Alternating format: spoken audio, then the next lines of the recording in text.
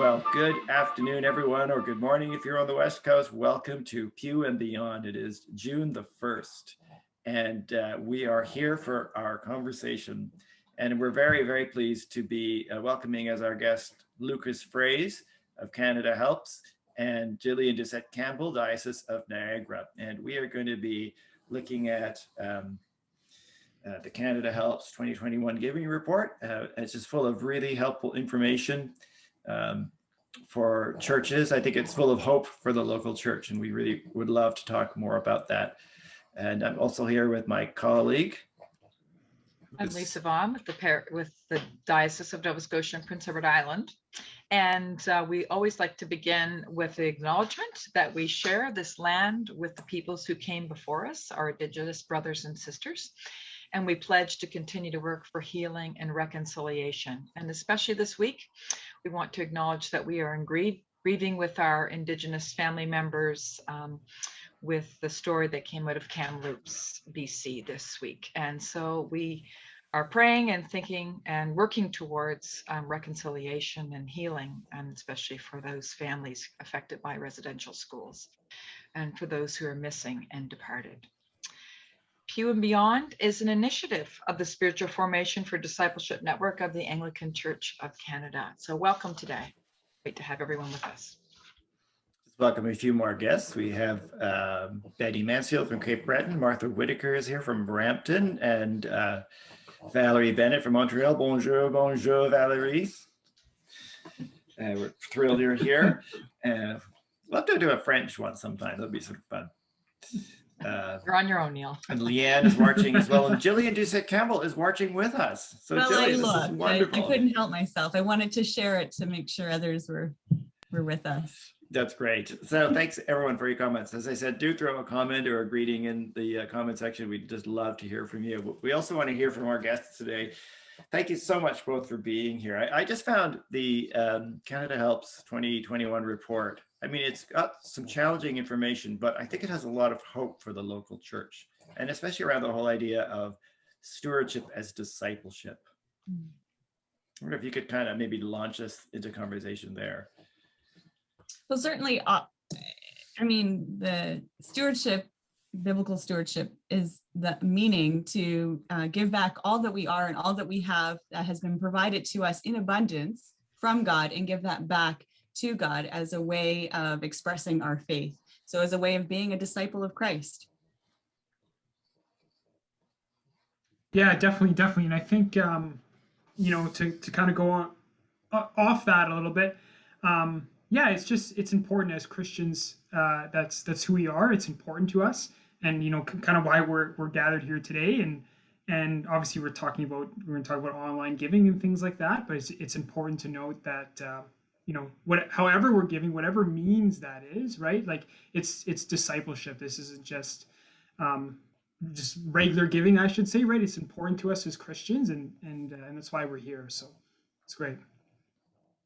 Neil, what's that favorite quote from Laurie Gunther Reeser that you like and quote a lot? People give to a cause they believe in. And more money for the church is just a bonus. What's that? Money follows mission. Right. So it's about money. Two Laurie Gunther Reeser mantras.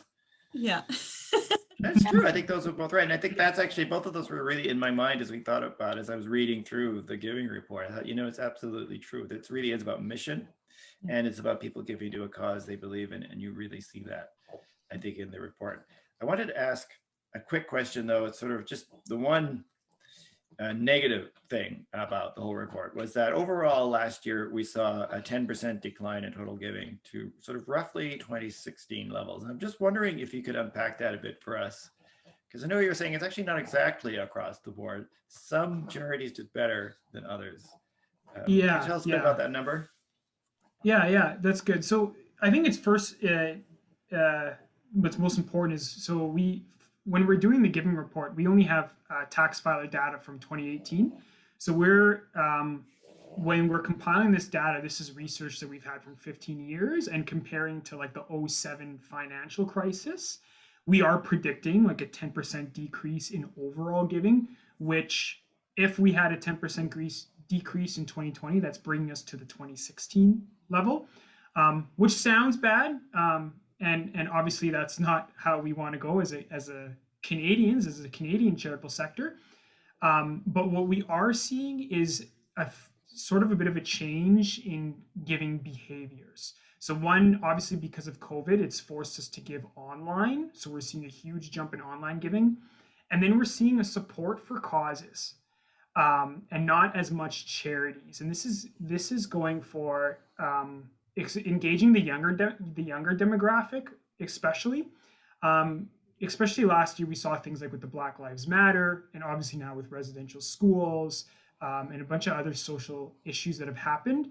A lot of the younger donors, they don't really know where to put their money, but they know that they want to give it to causes and to help solve those problems. So we're seeing a behavior of online giving increasing, and more older donors as well, but a lot of younger donors that are specifically giving to causes, not as much the organization. It sort of ties into the research done in 2020 in the Episcopal Church, that over 3/4 of people give to something that is meaningful and significant to them, to their values, but less than 2/3 can name their values. So what a great place then for our parishes to gather people together and talk about what their values are, and to help them to define that, and then create ways for them to be involved in those values, be that through their time or through their finances or other ways. So not just giving generously financially, but also engaging in the mission. And certainly that's what we see a lot of young people wanting to do, is they may not have a lot of financial resources, but they may have a bit more time, and they want to combine both. And that's a really great way to draw younger people. So, and when we say younger in the Anglican Church, I think we actually mean Gen X and millennials and Gen Z. So anyone younger than a boomer at this point. Well, I was pleased to see that a younger donor is like below 55. I turned 53 this year, so I'm a younger donor. So you are I'm still really, a younger really donor. happy about that. Yeah.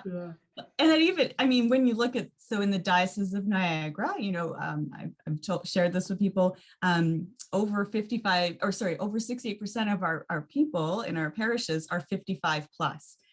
So certainly there are more older people in our parishes, but if we want to draw in and include those under 55, then we need to have these ways to be involved with mission and ministry. Yeah, no, that's great. And it's really, it just comes down to communication is probably the easiest way to do it. I know a lot of you tuning in and parishes across the country, you're all doing amazing work, and you have important missions. And even for myself, I'm just using myself as an example. When I tune in on Sunday now for an online service, right? If I don't hear what's going on in that hour, I don't know, right? So it's just a matter of communicating and letting your congregation know, like what you're up to, what you're supporting, and people will give, and that doesn't have to be financially, but in other ways as well. So yeah, communication's a big piece. So it's the storytelling connected with the values, and it doesn't have to be something big. Probably it could be small stories. Well, and those are often the more meaningful ones, right? What people can relate to when a parishioner shares what I like to call a gratitude moment. Some people call it a testimony, and just 2 minutes of like, I'm so grateful for my church community, or I'm so grateful to God because. And then a quick story of that gratitude. That's an announcement to share a communication piece of what is happening in the parish. And it's pretty significant and very moving often, because people can often recognize themselves in it, or they're just glad to be a part of it. Mm-hmm. I want to get onto the causes, and I think that's really important. But first, before we do that, the overall sort of picture of online giving trends that you've been really noticing over the last couple of years, because last year's report even noticed a movement from online giving, moving from the desktop computer more to the phone. And that's sort of accelerated. And you've seen an 86% increase in online giving. And that really, if you're going to engage younger donors, it's going to have to be ways of giving that are mobile optimized. Can you just tell us a bit more about that? What is that going to mean for the church? Like what, a lot of churches have their Canada Helps button on their website. So what more do they have to do? Yeah, it's a good question. So yeah, you're right, Neil. So we saw an 86% increase in giving through a mobile device. And it's not surprising from the Canada Helps end. We're doing everything on our phone, from like Uber Eats now. I know Neil had mentioned before, to like ordering our groceries, to using Amazon or whatever we're using. So everything's being done on a mobile device. And at Canada Helps, when we're speaking with different parishes or charities, we always talk about meeting donors where they are, right? Donors are online. That's where they are. So we, as a church, we got to meet them where they are online. And that starts with our website. And we've moved in that direction. COVID, it's been very challenging for a lot of us, but in a sense, it's helped us move into that technology space maybe sooner than we thought. So we're doing all these Zoom services and all that, but we got to make sure that on our website, one, that our website is mobile optimized, right? And that's a matter of just like, if you just Google your church, and can you navigate it easily? Can you see the donate button easily? That's once you can, you're good. And then for those of you that are using Canada Helps, that's mobile optimized already, but anything else that you're using for online giving, making sure that somebody can complete that option on a phone. Also, what's really important is making sure that you share your website with your congregation. So when we're on Zoom saying, hey, go to, so-and-so.ca.com.org, or even when we get back into the service, like on the bulletin, just saying what the website is, because you'll be surprised by how many St. Paul's churches there are across Canada. So if you just say that, it's going to be hard to find, right? There's a lot of very similar parishes across the country. So making sure it's all mobile optimized, and then that you share like your website address, so it's easy for your congregation to find you online. Mm-hmm.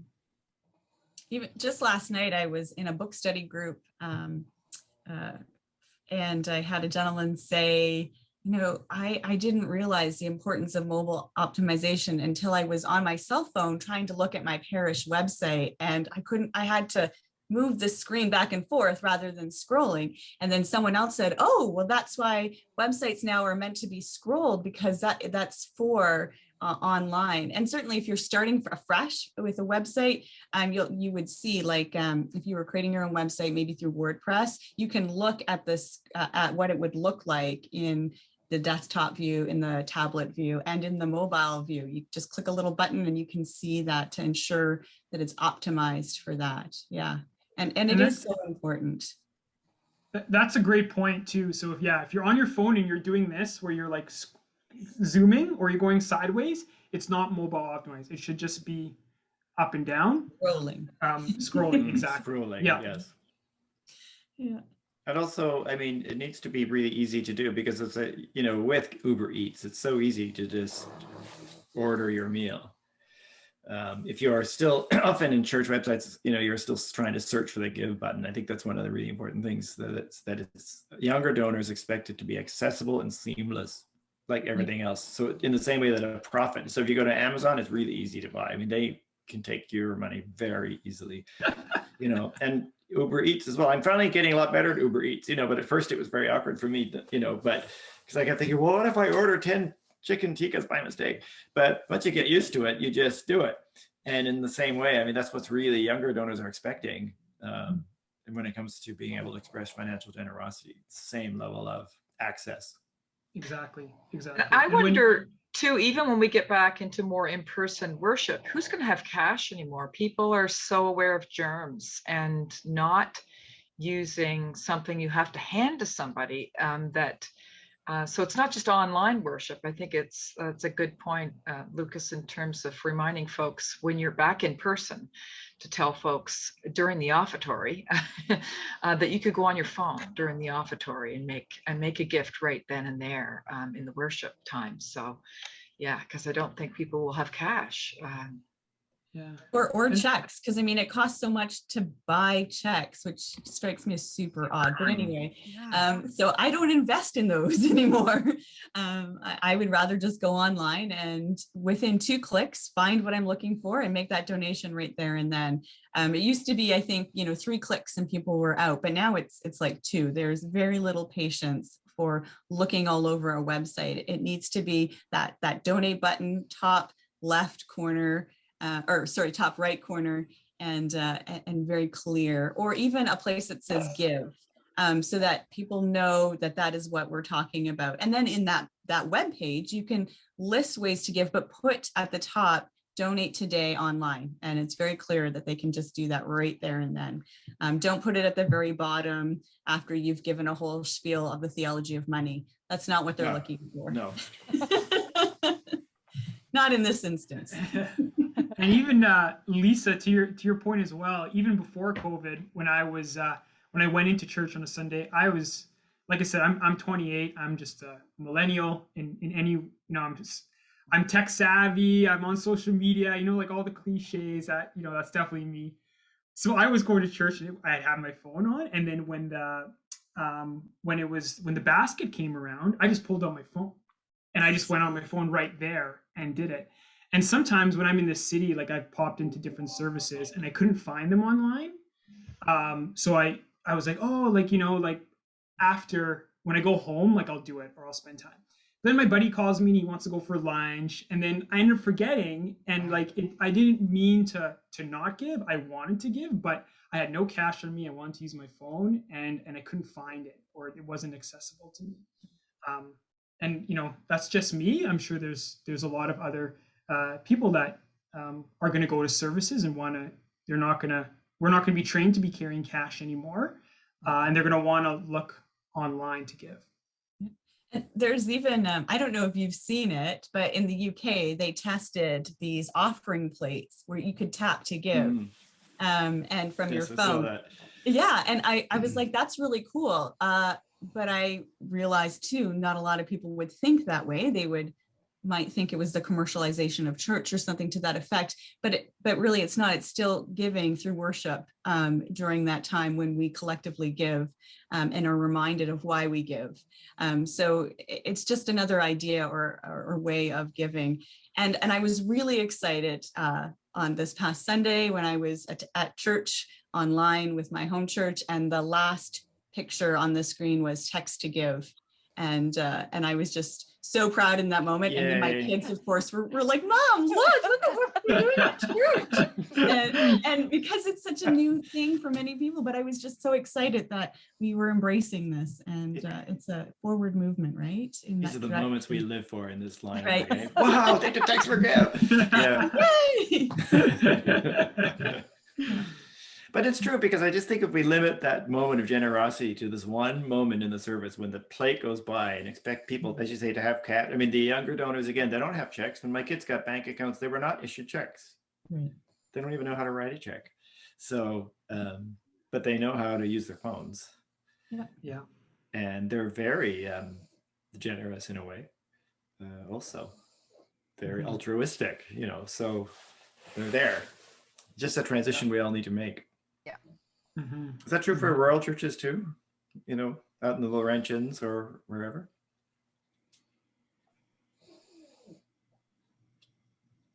Anyone? Oh, That's about rural churches. Sorry, Neil, I missed your question there. I just asked you about rural. Like, if we think about the rural churches, should they be thinking about this as well? And oh yes, definitely. So like I said, so I'm working at CanadaHelps. I'm in Toronto, but I'm originally from small town Manitoba, a town called Grenthal. So big Mennonite community. So I grew up in a Mennonite church. And my mom is actually from Colombia. So sorry, backstory. That's where my skin's a little bit darker. My hair is a bit dark and curly. So she's actually a Catholic, and she goes to a Catholic church. So I grew up going to a Mennonite service and a Catholic service in small town rural Manitoba. So yeah, Neil, to your point, in terms of like the adoption of technology and setting up online giving, very important there too. A lot of the services, speaking from rural Manitoba, not as many younger people. So they're having, as I'm sure some of you may be experiencing, could be a bit harder adopting technology. But through Canada Helps, and this is like a stat that actually surprised me as well. Through Canada Helps, we talk about conversion rates. So people that come onto Canada Helps and complete a donation, the demographic that completes the most online donations through our platform is people age 65 and over, right? So we always talk about online giving as like getting younger people and getting them involved, but like through Canada Helps, and Canada Helps is responsible for about 35% of all online giving across Canada. We're seeing that that demographic is 65 plus. So when you're with your congregations and speaking about online giving, again, it doesn't have to replace offline giving. Online giving isn't here to say like you can't do cash or you can't do check. Like this is an and, not an or. It's here to complement you. So you need to have that piece, because you might only get 5 people that give online, or you might get 100, right? But either way, you're giving them that option. And unfortunately, technology, where we can't go backwards. The level that we're at now is only going to keep going forward, right? So it's something that we have to adopt, and especially in rural places, if we're hesitant about it, I understand why, but trust in your congregation, I'll say, because they can learn, and when the cause is important, believe me, they will give online. I said, sorry, go on. I was just going to say, I think sometimes the hesitancy comes from the idea of paying fees in addition to the gift. And to that, my response is better to have the gift than not. So, and that's part of the meeting people where they're at. So, 2 or 4% might go to a credit card company or Canada Helps, which is a charity. And if it didn't exist, many of our charities in Canada couldn't operate. So there you go. This is why I love Canada Helps. But at least then, 95, 96% of the gift came in the door, rather than not. So, yeah. And also, I mean, Canada Helps does a lot for you, especially around thanking and receipting. I mean, I think it's really worth asking, do you have the wherewithal to do the thanking you need to do? If not, Canada Helps is a really great option, because thank you is so important to all of this. And I think it works kind of both ways. Like for myself as a donor, when I give online, I can get my tax receipt right away. If I lose it, I phone Canada Helps, or like all of that's kind of taken care of. So I don't have to bother, the bookkeeper at the church, but anything like that, that's taken care of. And then like as a parish on your side, all of that's been taken care of. Your only job, which I shouldn't say your only job, I guess part of when we're receiving those gifts and we haven't got into it is thanking them. So all you have to do is just reach out and say thank you for making such a generous gift to give to the church. Just want to say hi to Ruth from Edmonton and Glenn from Vancouver. So we're all across Canada. Anne is here. And Martha Whittaker just make a comment about cash. She's saying, many people are committed to cash. It's true. And we have to honor that. And I think, I would always say to parishes, it's not just one or the other, isn't it? It's both. If people give by cash and they're happy with that, that's fine. But it's all the people who don't give by cash, all the opportunities that are not present necessarily in church, that we can be missing if we're not providing other ways. Exactly. I know one of the questions that often comes up is around security, and with people who aren't used to shopping online or banking online. Could you, Gillian and Lucas, say something about how secure it is, particularly in terms of data? And is that in Canada or is it in another country somewhere? Yeah, I don't know. I'm sure Canada Helps stores it here in Canada. Yeah. Yeah. So that's a big thing for those of you that use Canada Helps or Given, or if you're using something else. So through Canada Helps, we are a Canadian registered charity that only supports other Canadian registered charities. So in terms of data security, data protection, all of that stays in Canada. So as a donor, if you're giving online with your credit card information, that's staying in Canada. That's not going overseas or to the US as well. And then also as a parish, when you use Canada Helps, you don't have to worry about security. So oftentimes, like a piece of our websites, when we talk about mobile optimized, it's also good to have your website secure, which is at the top of your website, there's like this little lock. You'll see it, it's like by the URL.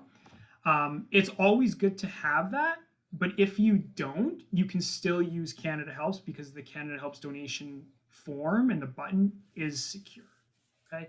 So it's just important. I know some of you might be using like other providers. Just make sure that whatever you're using is secure, because that's important, obviously for you, and it'll be important for your congregation as well. It's just really quick too, while we're talking about security and ways to give. What also Canada Helps does, which we haven't touched on, is gifts of securities and gifts of shares. So that is offered through Canada Helps as well. So if you have electronic based shares and you have a broker, you can just connect the two together, and that will be done for you in a very quick and very quick manner, faster than if you were doing it personally with your broker and then with the church. The Canada Helps go-between actually makes it faster, and you'll receive the information you need quicker and potentially more secured than in some instances I've seen when you're just working with your parish and your broker. So just naming that as well, I just want people to know that that's a possibility through Canada Helps. Yeah, exactly. So as a parish, essentially you don't need anything. So you don't need a broker, like you don't need anything. Just by being on Canada Helps, you have the ability to accept gifts of securities. Mm-hmm. And then for like a donor, they can do the process all on Canada Helps.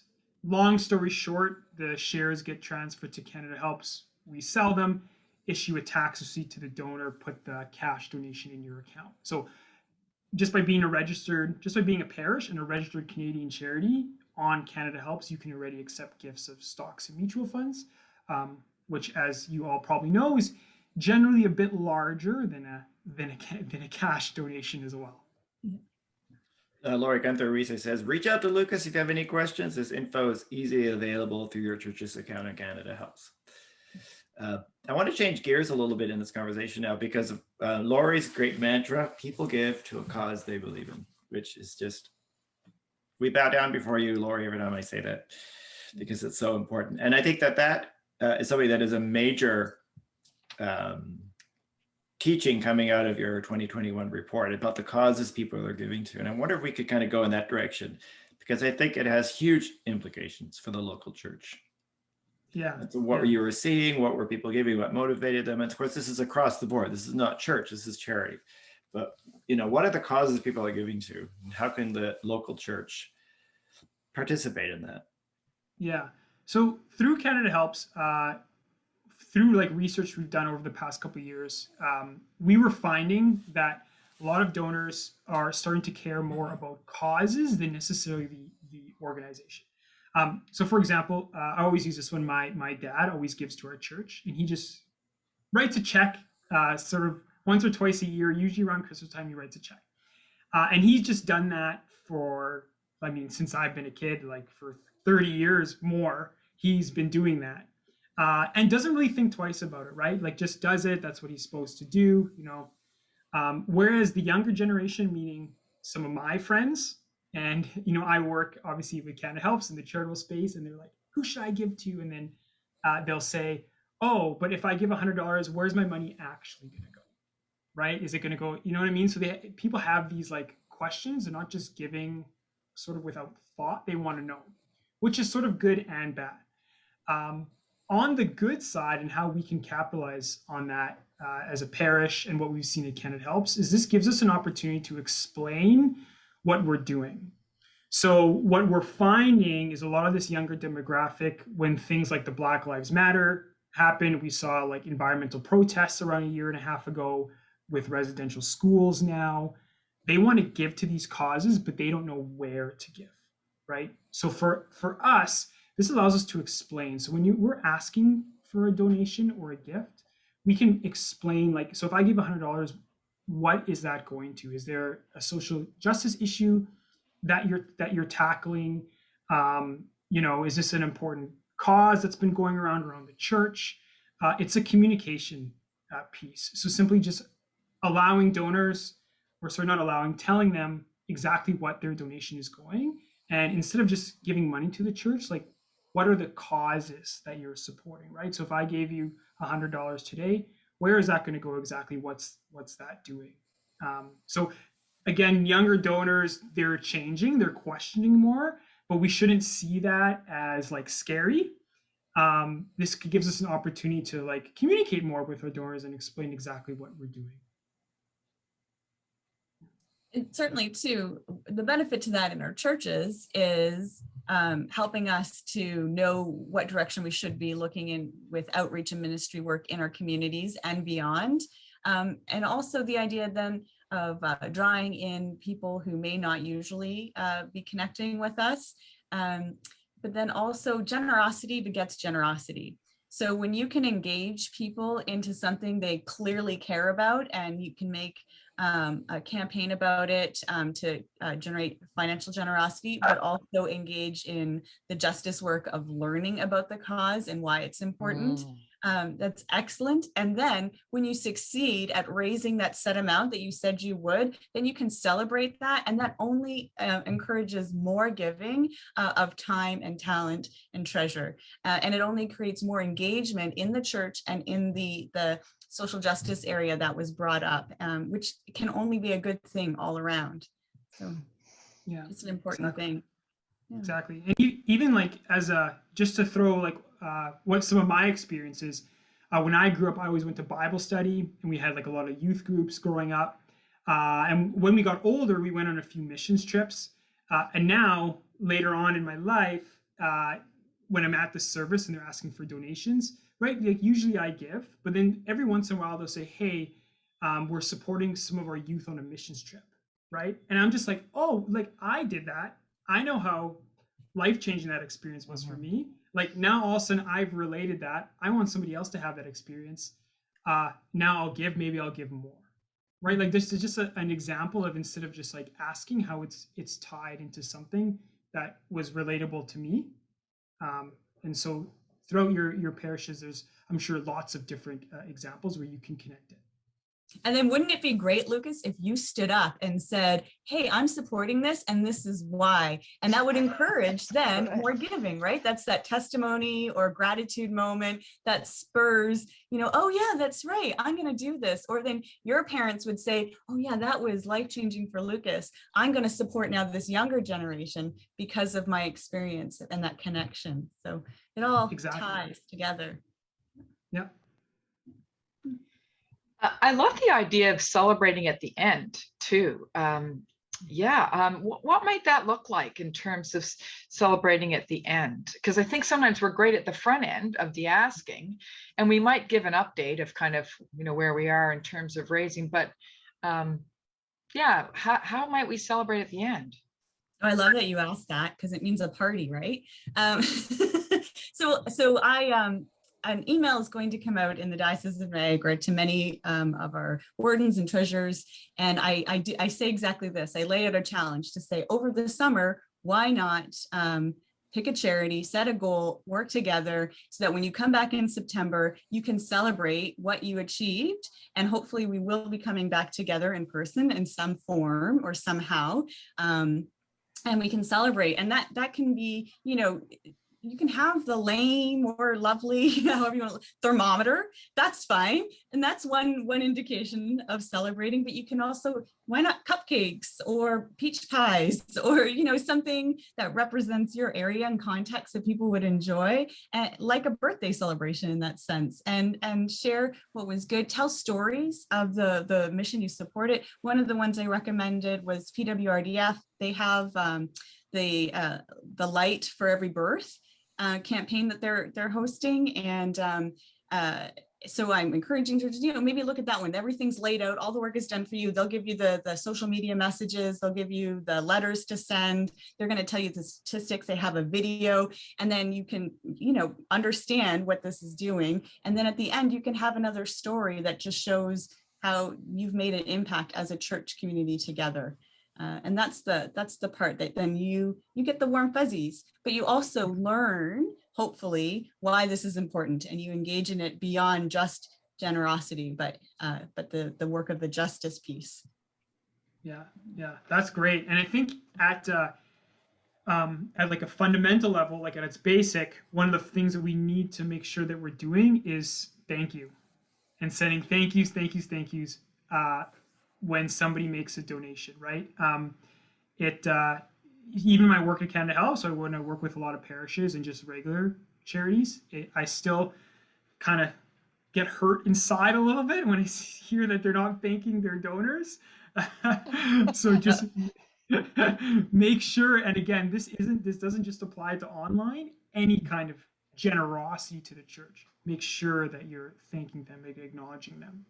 Just to piggyback on that, Lucas, and that heart hurting, it is so true. For instance, I've told this to a few people, but Steve, my partner, he and I, when we got our tax return recently, we decided to tithe off of it, which we normally do. So we sat down with the computer, we had our glasses of wine, and we went to the places we had decided on. Big deal for us, right? Because it was an additional gift, or a gift that we were giving beyond what we had normally did, because we had access to this money, and we wanted to make a difference with it. And we gave to 4 different charities. One of them called my husband 2 days later to say, thank you so much. That was so generous of you. Why did you give? And then he got to explain why we chose them, and it was really meaningful to him. The other 3 I'm still waiting from, and 2 of them are church organizations. And to me, that was like, okay, I may not now give to you again, or I'm not as excited as I was. You've actually kind of sucked the joy out of that evening where we thought about it, we planned it, we made the gift, and then, not that I need a thank you. I know it's going to good things, but it would definitely make me want to give again, and likely more, which we will now do for that charity that called, had I received a thanks in some form, more than just the e-receipt with a quick thank you on it, but because that gift, it may not have been significant to the organization, but it was significant to us. And I think that's what we have to be mindful of in the church, is that when there's a gift given, it does deserve thanks. Or when volunteers give their time, it does deserve thanks. Sometimes they talk about donor fatigue, which in my mind is not really a thing. It's because they're not thanked. It's not that they're tired of giving, it's that they're tired of not really knowing where their gift is going to. They're not feeling the impact or understanding it well, and they're not being thanked for what they gave. Yeah. I would think, especially if it was they're a first-time giver or it's a special gift. I remember giving to a divinity school, and I didn't go there, and I just happened to be there and make a donation. And I received a handwritten note from the dean. Wow. And I got it within a week, and it was amazing. And I thought, I'm not even an alumni there or anything. And it wasn't that big a donation, but I thought, wow, I'll remember that. And I kept it. I just thought that was really neat. But I wonder with first time givers, if that in particular, if they are kind of thinking about where they might give. Yeah.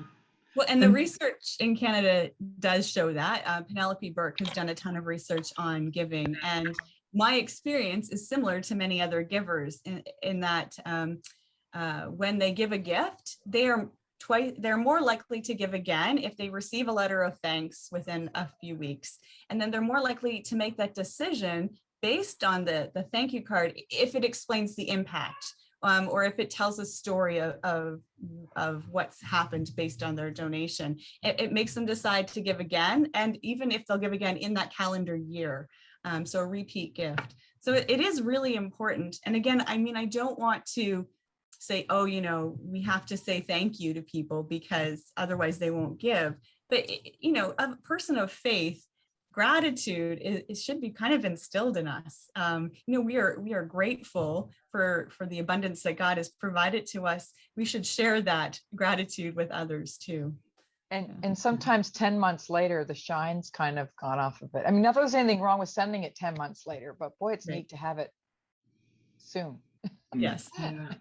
Yeah. Lynn says 1 year she received tax receipts from 15 churches. 2 included thank you notes, and the rest were just the receipts. There's a really great conversation going on. It's sort of gone off my screen a little bit though between Ann Turner and Martha about something Ann did in her parish, which was kind of a stewardship campaign, talking about being agents of change in the community. So it was more of our community based. I know that campaign. I edited that letter. Oh, well, hey. And I love the work that they were doing at in Fergus, St. James Fergus. Yeah, they did some really good work. And I think she might have indicated, not to steal Anne's thunder, but that they actually received an increase in gifts than they thought they would, because of how they talked about the work that they were doing. And I believe that they, in their letter that they sent to people, rather than saying dear friend, if they didn't have their name or something like that, they put dear agent of change. And then the whole letter was about how you can be an agent of change by engaging in this work. Oh, that's good. Fantastic. I know, I thought it was terrific too. We want to hear more about that, Anne. I mean, that goes back to this whole question about, people wanting to give the cause they believe in, people want to make a difference. And I think that's such an important shift for the local church to make and can make. When we were talking about this before we went on, looking at a website from a church that had a donate now button, which is good. But then the spiel was, your donation helps us continue doing what we're doing. Thank you so much. And you're just like, whereas some of what you're finding in your research is saying, actually, the values that we have as Christians, we share together as Canadians. I mean, everybody has been, across the board, deeply shocked and shamed by what we've learned this last weekend with Cam. And these are things we share across the board. Same thing like last year with Black Lives Matters. People were very concerned about that and they want to make a difference. And so do we. And so there's actually a really shared set of values between Christians and Canadians who are really the same thing. But you know what I mean? Like, we're not off in some other world. We care about the things Canadians care about generally. And that gives us an opportunity, I think, as a church to connect in a positive way with our communities to make a difference. And I think that's something that would inspire people. Because again, as you say, they don't want to give to a charity, they want to give to a cause they believe in. Yeah. And dare I say, we should be involved in these matters, because this is the matters of our community. And I really think churches can move back into being civic anchors of their community. And as we build back better from this pandemic, I think we must engage in our local community and be a part of what is happening in Canada. It's just, we have to. Yeah. And we're Go ahead. No, go ahead, sorry, Lucas. yeah. Lucas, you go. Oh, it's my turn. I was gonna say, we're fundamental, like our parishes and churches to us as Canadians, right? Like before COVID and now after moving out of it, like this is where we gather in our communities, right? This is where I get to see my fellow brothers and sisters with Christ. Like this is, it's our communities, and within our communities, even for myself, like from a small town now in Toronto, right? There's a diverse group of people, right, from many different backgrounds all over the world. And at a church, we can come together and celebrate the Lord and all the amazing things that he's done for us and celebrate that within our community. So like all of these issues, they touch all of us, right? Like Neil had said. So you play an important role. I wonder if because I think all of our churches are involved in some way or another with social justice issues, whether it's poverty, feeding, food banks, those kinds of things, environmental issues. I know there are a number of congregations that are involved supporting PWRDF and our healing and reconciliation and those kinds of opportunities, but we don't often tell those stories. And I think sometimes it's because we don't want to brag, but I think people don't know that our congregations are doing all this stuff behind the scenes. Some of it's knitting, some of it's, some of it's money, but some of it's not. But we don't know about those things and think, wow, sometimes I visit a church and I'm thinking, I had no idea you folks were doing all this. Like there's like 30 of you and you're doing really great stuff to make a difference, like nearby and far away. And I think somehow we need to help our folks tell those stories. And it's not bragging. Right. It's not, it's gratitude that we are grateful that we can come together and do this together. And this is what we've done. Again, it's just about impact and sharing and celebrating together, finding those ways to do that. I joked about a group of people that take pride in their humbleness, right? Don't get beyond that and share the story. It's just so very important to name your values and then to work towards those and share very clearly what you're doing to support that. Yeah. As Laura Gunther-Reese says, even people in the congregation don't know sometimes. Yeah. And yet these are all ways we can make connections. I mean, we've all been through a shared experience with COVID that we didn't have an Anglican experience or a Mennonite, all of us in our communities experienced COVID. We have an incredible moment of this common experience that we all shared. Yeah. But I mean, I know out here we have, the Big Give, which has been this movement, is such a powerful movement. And I know one of our churches participated, this is a couple of years ago, and the priest was telling me that at the end, they were kind of finished and they had this one big double buggy left. And you know how expensive those things are. You need to take out like a loan to get a double buggy when you have 2 kids, not to mention you got to get an engineer to tell you how to open them. And that's all they had left. And this young mom came rushing in because she desperately needed a double buggy. And so they were able to give it to her and she was so happy. And I thought, what is such a powerful story and so much better than if they'd sold it to her at a rummage sale. Do you know what I mean? Like they could have had a rummage sale, sold that stuff, sold it to her for 25 bucks, but instead they gave it to her. So they were the church, they gave this family a double buggy. And that's just one little story, but what a story.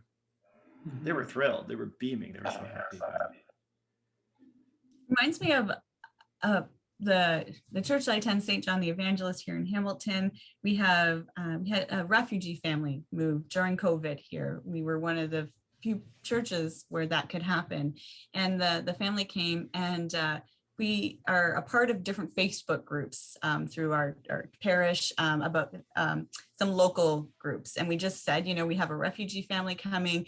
These are the things we're looking for. We need some support. Well, the refugee committee is 3/4 non-church members. It's community members.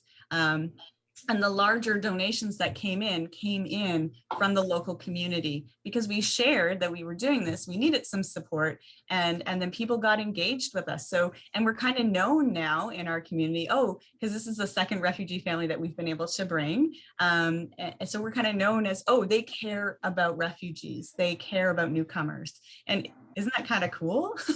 I mean, yeah. And then to have people, they come and they see us in that way and they participate.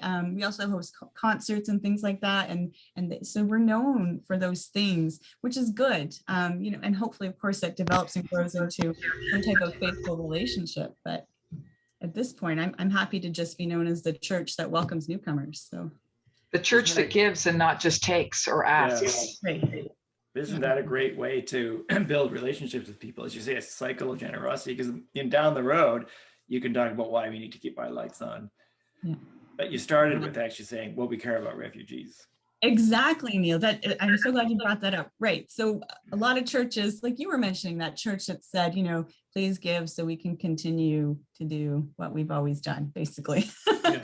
But really, what we want to say is come and join in with us. We have this great vision and mission, participate. And, and once people are engaged in that, then they understand we pay this light bill so that we can gather together to make a difference in our community. Right. We pay for the boiler so that we can gather together. Our choir wears these robes that we've provided because people are moved by music and engages them in their spirituality and their faith. So it's not the deficit or the budget or the bills, it's the outcome and the reason why we have these.